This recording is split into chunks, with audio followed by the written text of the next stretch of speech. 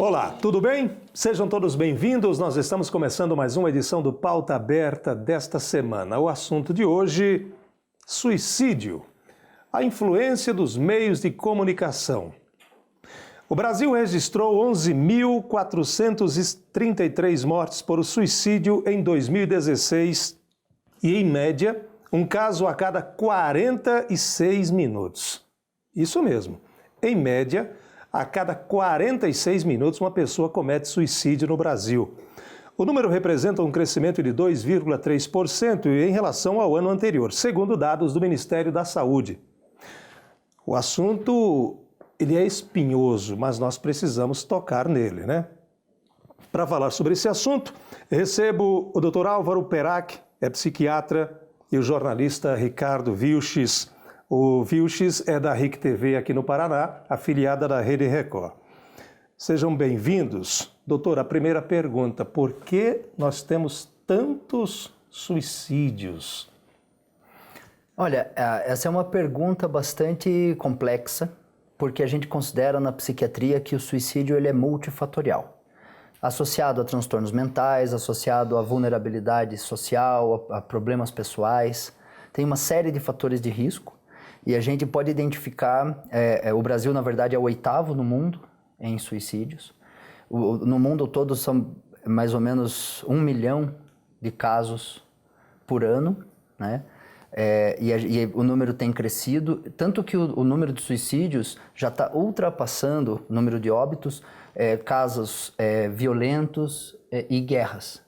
Então se tornou, na verdade, um problema de saúde pública, um problema que exige um posicionamento do governo, um posicionamento dos conselhos de medicina e de todas as classes para realmente combater. Então, é meio difícil responder a tua pergunta com pouco tempo, mas é multifatorial e muitas vezes o suicídio, ele se agrava diante de uma frustração, diante de uma perda, algo recente, separação, falecimento de alguém da família, principalmente quando se trata de suicídio, algum membro próximo da família que cometeu suicídio, questões genéticas, as questões sociais envolvendo também a perda de emprego, a crise, que também agrava bastante, principalmente para pessoas solitárias, né?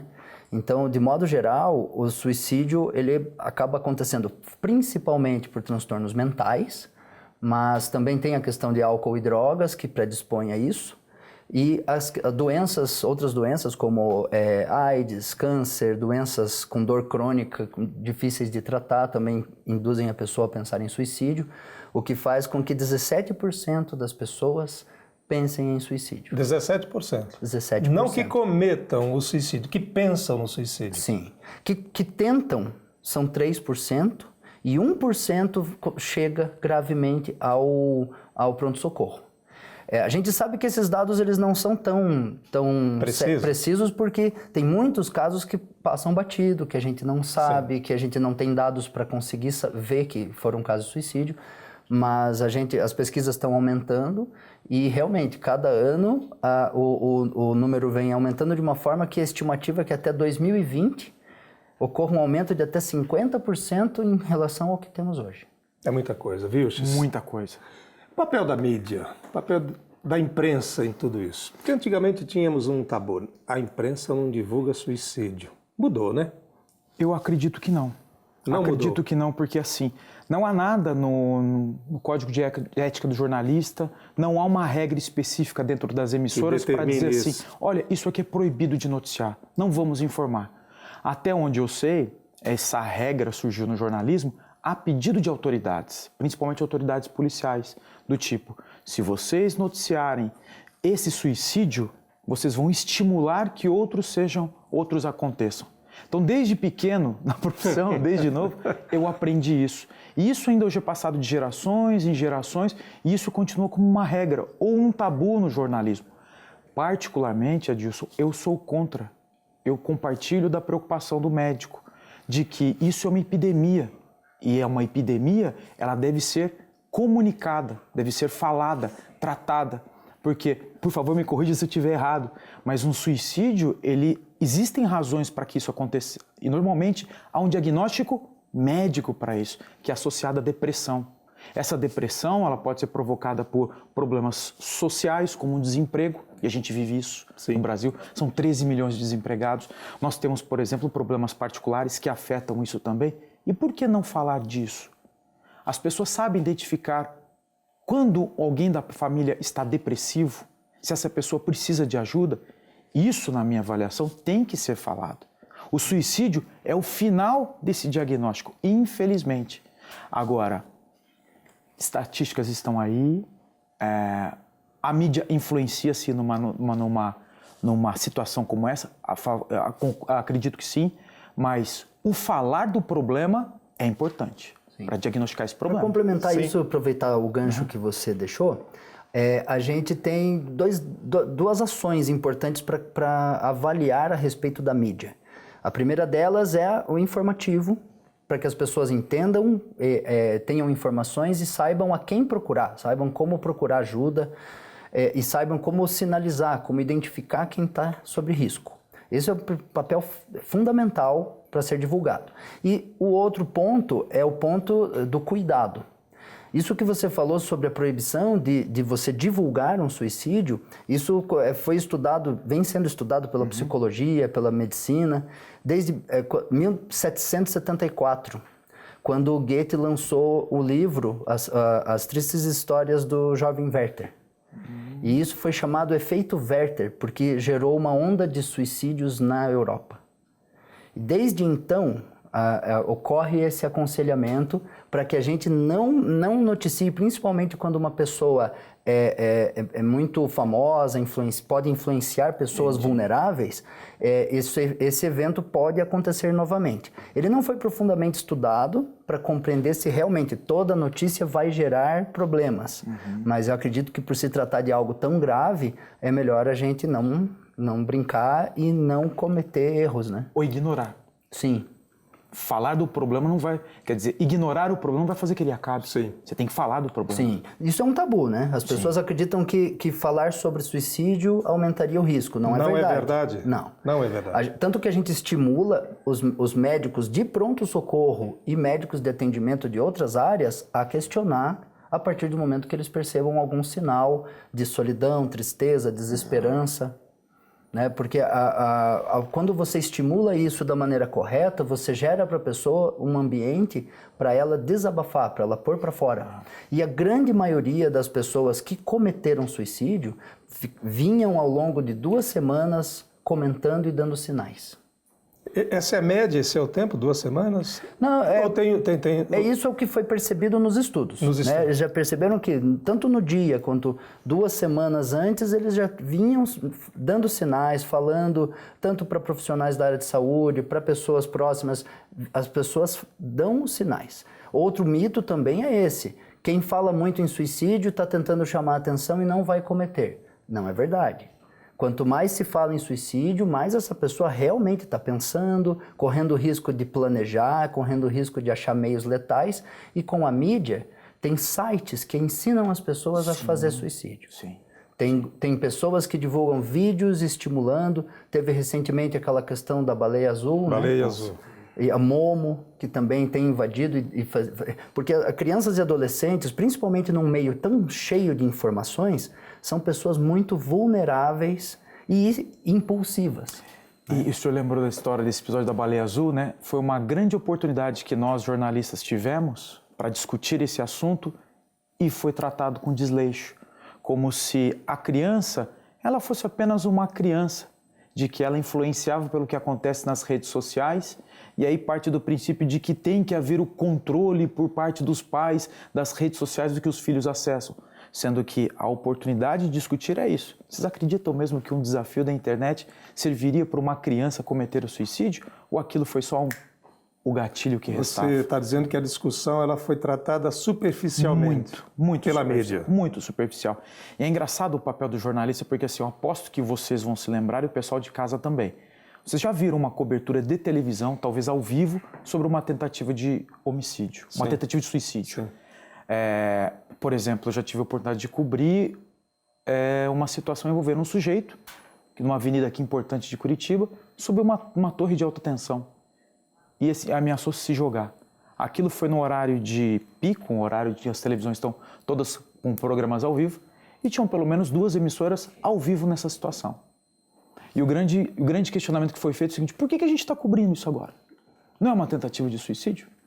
E o questionamento que a gente teve ali dentro da redação, depois que passou, não durante, era assim: ora, isso está envolvendo, por exemplo, mudanças no trânsito, isso está envolvendo também a possibilidade de que a companhia de energia elétrica tenha que desligar algumas residências, a energia elétrica de algumas residências em função do risco que oferece esse sujeito que estava na torre de pegar um fio de alta tensão. Então, essa foi a desculpa que foi dada na época para a cobertura ao vivo de um sujeito a 30 metros de altura que ameaçava se jogar ou não. E foi com a ação da televisão que estava ao vivo que uma parente, a esposa desse sujeito, foi até o local, viu e começou a negociar. Aí virou o show narlismo, né, que a gente fala de televisão, onde exatamente a negociação foi feita pela televisão, onde a esposa ficava conversando com o sujeito, ao vivo ali na televisão, e o bombeiro ficava fazendo ali aquele meio campo, aquela negociação. Mas há uma espetacularização do fato, ou não? Claro que há, mas nesse caso, pelo menos, graças a Deus, houve uma solução. Claro. Mas, por exemplo, houve um caso aí sim, um caso envolvendo o meu trabalho que foi diretamente. Num dia que eu estava de plantão, num fim de semana, nós tivemos a informação de que um rapaz, um menino de 15 anos, tinha sido atropelado por um ônibus. Fomos lá para fazer essa cobertura, chegando lá, o motorista do ônibus, desesperado, porque poderia ter matado um adolescente, sim, falou: não, eu estava na minha, de repente ele apareceu na minha frente. Imediatamente os policiais conseguiram as câmeras de segurança, e as câmeras de segurança mostravam exatamente isso. O menino estava atrás do ponto de ônibus, parecia se esconder ali. Quando o ônibus apareceu, ele se atira da calçada para a rua e se joga em frente ao ônibus. Enquanto a gente estava apurando aquela notícia, ele chega os parentes desse menino. E a gente ficou sabendo exatamente o que aconteceu.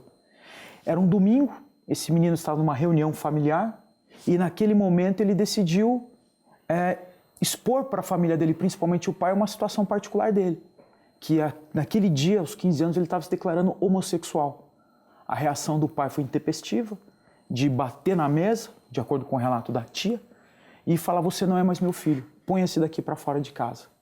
A reação desse menino foi sair de casa e tentar se matar na frente do ônibus. A primeira oportunidade. Eu achei, sinceramente, que esse era um baita de um tema para a gente falar desse problema, dessa situação. Aliás, estávamos falando sobre isso antes de começarmos o programa, né? Sabe que a questão das dúvidas sobre o gênero sexual, elas são muito novas e a gente não tem ainda dados levantados, porque nos atestados de óbito conta sexo masculino ou feminino, não fala de orientação sexual. Então nós até o momento não temos como levantar o quanto conflitos com a orientação sexual impactam. Mas isso acredito que é um pouco lógico, é óbvio. A gente só não tem o número exato, não tem ainda um estudo mais avançado a respeito. Isso seria notícia na avaliação do senhor, doutor? Sim, eu acho que sim. É claro que é bem complicado a gente discutir amplamente tudo o que vai ser liberado e qual a melhor forma de atuação, porque nós como médicos estamos sempre na linha de frente da recepção de casos com risco e risco de vida. Então a gente sempre tem que ter uma cautela muito grande em determinar um protocolo de ação, em determinar o que pode e o que não pode. De modo geral, eu vou me valer de um princípio da medicina legal, que é o primum non nocere. Acima de tudo, não queira fazer o mal. Não, se a tua atitude busca tentar ajudar, você já por si só está tendo um bom direcionamento. Nesse dia, essa história não virou notícia. Eu fui vencido na redação de que eu tentei ali argumentar de que a partir desse exemplo a gente precisava discutir esse tema. Discutir o problema, né? E eu fui vencido, essa matéria não foi ao ar. Fui vencido ali. Doutor, já que o Vilches falou no adolescente, né? Nós temos um grande número de adolescentes hoje que cometem o suicídio, né? Por quê? Olha, o adolescente está muito isolado, está muito depressivo, as redes sociais, a influência, por quê? Você citou a questão do isolamento. Realmente, o isolamento ele é um fator de risco muito grande. E pessoas deprimidas muitas vezes vão se fechando e se isolando socialmente. Mas a questão do adolescente, na verdade, ele vai estar relacionado a um dos fatores que predispõem ao suicídio, que é a impulsividade. A impulsividade é algo muito comum na adolescência de todas as pessoas. O adolescente, tanto que adolescente quer dizer adoecer, né? A adolescência é o adoecimento, é uma fase de transição em que é natural surgirem conflitos e instabilidade afetiva. Faz parte da idade. Sim, porque a gente vai ver para o suicídio acontecer uma soma de fatores, principalmente o desamparo, o desespero, a desesperança e a impulsividade. São aí uma receita para que você possa ver que uma pessoa está com um alto índice de suicidabilidade. E por falar em, como é que é? Impulsividade. Isso o adolescente tem demais. Tem demais. O adolescente age muito sem pensar. Na hora do sofrimento, na hora da dor, ocorre uma distorção em que subitamente aquele mal parece que nunca vai passar. Parece que é inevitável, você não tem como fugir da dor, você não tem como evitar, não tem nada que vai te ajudar e a dor não vai acabar. E de repente pensar em morrer seja um alívio, seja uma maneira de você até pensar, pronto, agora a minha dor vai passar. O que significa até um ponto muito importante para vigiar, que às vezes uma pessoa deprimida que falava em suicídio está subitamente melhor. Isso de estar subitamente melhor pode ser até um aumento do risco, porque ela pode ter decidido. Ela se conforta porque a partir dali pronto, agora a minha dor vai acabar. Então são todos sinais que podem aparecer e a gente tem que prestar atenção. Nós vamos fazer uma parada, voltamos daqui a pouco, o assunto está muito bom, a conversa está muito boa. Eu queria saber do doutor daqui a pouco sobre mais homens ou mais mulheres. 1% só que comete o suicídio, 17 tentam ou pensam, 3 tentam, 1 comete o suicídio. É mais mulheres, mais homens? E a gente vai continuar falando mais sobre a adolescência, a juventude, porque muita gente pensa que o suicídio é só na média idade. Não, a terceira idade também, não é isso? Isso mesmo. A terceira idade também, um grande número de suicídios no Brasil e no mundo. Não saia daí, a gente volta já.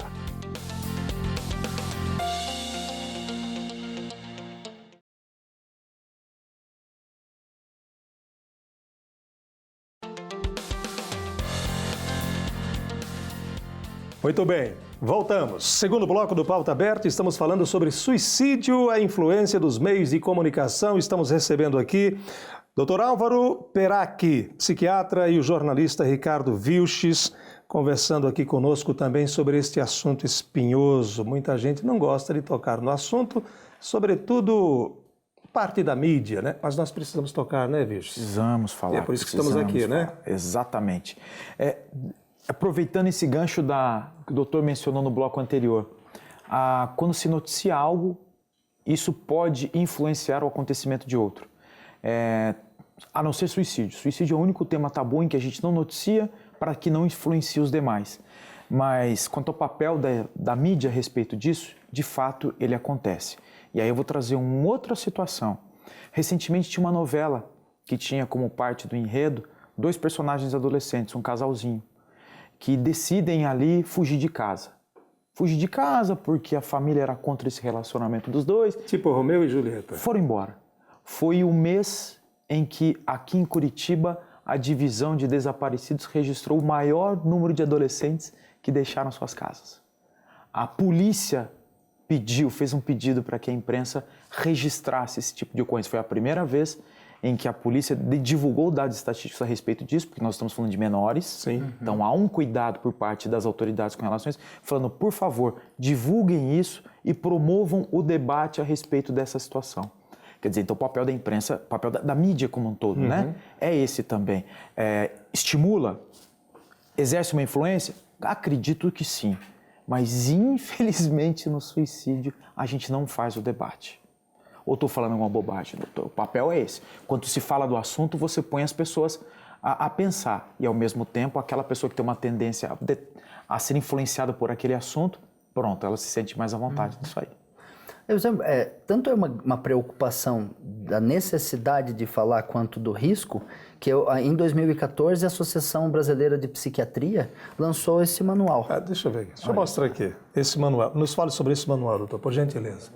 Esse é um manual com um apanhado geral sobre suicídio, dicas de manejo com os pacientes, o papel do atendimento primário, o papel da mídia, o papel da família. Ele fala bastante sobre todos os detalhes, fala sobre os mitos, os tabus, e ele dá uma orientação bem clara e objetiva e que ajuda bastante. Veja que bacana, um livro pequeno, de fácil acesso, de leitura boa, e que já dá para a gente algo bem consistente, bem sério, sobre para a gente ter dados, né? Para a gente realmente ter entendimento maior sobre o assunto, porque a gente tem que fugir da nossa opinião pessoal, a gente precisa realmente buscar um estudo, embasamento dos casos, para poder dar uma diretriz, né? No último bloco você perguntou se homens ou mulheres tinham mais perigo. Mais homens ou mais mulheres? Nesse sentido, eu acho melhor falar de modo geral e tentar ser rápido para a questão de grupo de risco. Os grupos de risco envolvem pessoas solitárias, então pessoas viúvas, separadas, que não têm filho, que não têm criança em casa, da idade dos 15 aos 30 anos ou mais de 65 são grupos de risco. Em relação a esses mais de 11 mil casos que você citou no começo, em torno de 8 mil são homens, 4 mil são mulheres. E, de modo geral... Metade mulheres. Metade mulheres. De modo geral, as mulheres tentam mais suicídios, mas as mulheres têm os fatores protetores porque elas tentam, geralmente, com meios menos letais que os homens, que carregam uma violência maior e um acesso maior a questões letais. E também as mulheres têm uma rede de apoio maior e têm fatores que protegem ela em relação aos homens. Em geral, os homens, inclusive, quando deprimem, eles demoram mais tempo a buscar ajuda. Na verdade, com todas as doenças, os homens demoram muito mais a buscar um médico. A mulher não, a mulher já vai, faz preventivo, vai rotineiramente, tem mais abertura a fazer terapia, a falar de sentimentos. Então, de modo geral, a gente vê aí realmente que o dobro de homens acabam consumando o suicídio. E o suicídio, na verdade, ele acaba envolvendo o comportamento suicida, desde pensar em suicídio, planejar o suicídio, tentar de fato, tentar de modo estudado, tentar e conseguir. O homem, né, o ser humano, ele já nasce suicida? Ele nasce suicida? Não. O entendimento da psiquiatria, o entendimento da Associação Brasileira de Psiquiatria e da psiquiatria como um todo, é que uma pessoa que está atentando contra a própria vida está com transtorno mental. Ela está com algum problema. Não nasceu com esse problema. Não. Ele adquiriu durante a vida. Sim, tanto que a gente não considera como um direito, o livre-arbítrio ou a escolha, já que a vida é minha, eu posso tirá-la. Isso é crime, né? Sim, é um crime. Sim. E isso porque 35% são associados a casos de transtorno de humor, depressão e transtorno bipolar. Em torno de 25%, 23% é relacionado ao uso de drogas. Aí uns 11% a transtornos de personalidade, 10% a esquizofrenia e o restante a outras doenças médicas. Então o suicídio ele é um sintoma, ele pode ser tratado. Uma pessoa que teve um dia um pensamento suicida pode deixar de ter se for bem acompanhada e o nível de sofrimento dela também pode ser tratado. Doutor, me ocorreu agora que a legislação prevê que quem tenta contra a própria vida é um criminoso. A nossa legislação não está atrasada nesse aspecto também, porque ele não é um doente, ele não deveria ser tratado como uma vítima, não um criminoso. Problema de saúde, né? Sim. Aí eu não vou ter muito recurso para responder isso, para discutir esse assunto, mas de modo geral acredito que a lei também prevê quem é inimputável, e uma pessoa doente, ela é inimputável. Uma pessoa em que você vê o nexo causal do ato dela em relação à doença, então se a doença fez com que ela causasse isso, ela é inimputável e ela é então levada a um tratamento mesmo que seja compulsório, ou seja, por ordem judicial. Muito bem. Olha aqui, ó, nós temos dados no Brasil, nós temos o Centro de Valorização da Vida, nós temos algumas imagens, né, do Centro de Valorização da Vida, que são voluntários que realizam apoio emocional, tá aí. É o CVV, né, um apoio emocional e prevenção do suicídio, atendendo de graça todas as pessoas que querem e precisam conversar. O atendimento é feito sob total sigilo por telefone, né? E-mail, chat, 24 horas, todos os dias. O número de atendimento é o 188, o número do CVV. Eu quero agradecer aqui a presença de vocês dois. Muito obrigado. Faltou uma pergunta que eu preciso fazer. E o doutor responde. A família. Quando perceber e como perceber que tem um suicida na família? 30 segundos. A família, ela deve vigiar, deve abordar, e geralmente as pessoas que têm isolamento da família, comportamento irritado, agressivo, alterações de comportamento, muitas vezes uma tendência já de ser deprimido, a família deve ajudar e deve formar uma rede de proteção. E, nesse sentido, realmente, muitas vezes, se for muito grave, inclusive, não deixar o indivíduo sozinho até que passe o risco de verdade. E procurar ajuda, né? E procurar de um ajuda especialista. De profissionais que possam realmente tratar o assunto e eliminar o perigo. Muito bem. Muito obrigado a você que nos acompanhou. Muito obrigado aos nossos convidados.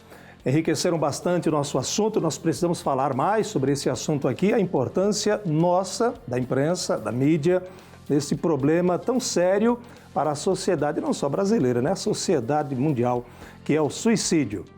Nós voltamos na semana que vem com mais um tema e com mais convidados. Um abraço a todos, aproveite bem a sua semana, fiquem com Deus. Tchau, gente.